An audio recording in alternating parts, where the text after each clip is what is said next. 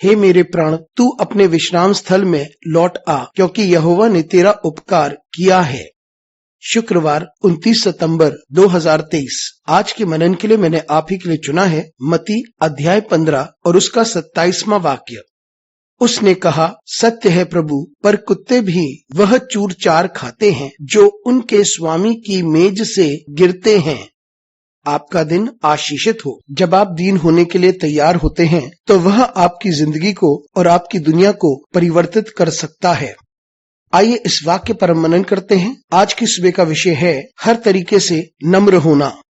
ये वह समय की बात है जब यीशु मसीह जगह जगह जा रहे थे और एक कनानी स्त्री यीशु मसीह के पास आती है और वे सहायता की गुहार लगाती है। वह अपनी पुत्री की चंगाई चाहती थी, लेकिन यीशु मसीह ने उसे स्पष्ट रूप से कहा कि वह तो इजराइल की खोई हुई भेड़ों के लिए आए हैं, न कि दूसरों के लिए। लेकिन उस महिला ने घुटने टेक कर आग्रह किया और यीशु ने उससे फिर कहा कि यह सही नहीं है कि बच्चों की रोटी लेकर कुत्तों को खिलाएं। लेकिन उस महिला ने जवाब दिया, यह सही है प्रभु, लेकिन कुत्ते भी अपने स्वामी की मेज से गिरे हुए टुकड़े खाते हैं। महिला तैयार थी कि वे नम्र हो गई और वे इस बात से भी तैयार थी कि वे एक कुत्ते की जगह लेने के लिए भी तैयार थी और वे रोटी नहीं लेकिन टुकड़े जो मेज से गिरते हैं उसे लेने के लिए तैयार हो गई। और इस नम्रता की वजह से उसकी जिंदगी में चंगाई आ गई। उसने ये स्वीकार लिया था कि स्वामी के मेज से गिरे हुए टुकड़े उसकी जिंदगी को परिवर्तित कर सकते हैं और यीशु मसीह से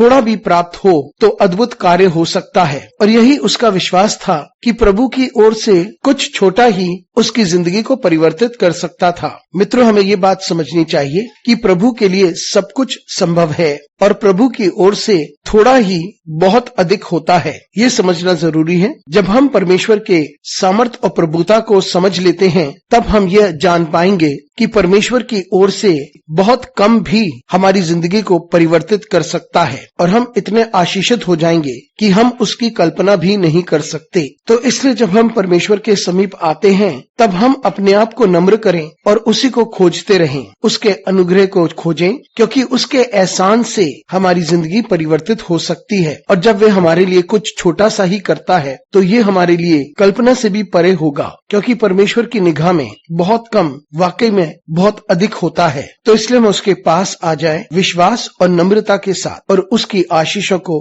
ग्रहण करें। अनुग्रहकारी परमेश्वर, तुझे धन्यवाद देते हैं तेरी सारी आशीषों के लिए, क्योंकि हम इस बात को जानते हैं कि जब हम तुझसे थोड़ा ही हासिल करते हैं तो हमारी दुनिया परिवर्तित हो जाती है। हमारे साथ परमेश्वर तू बना रहे, यीशु मसीह के नाम से मांगते हैं, आमीन।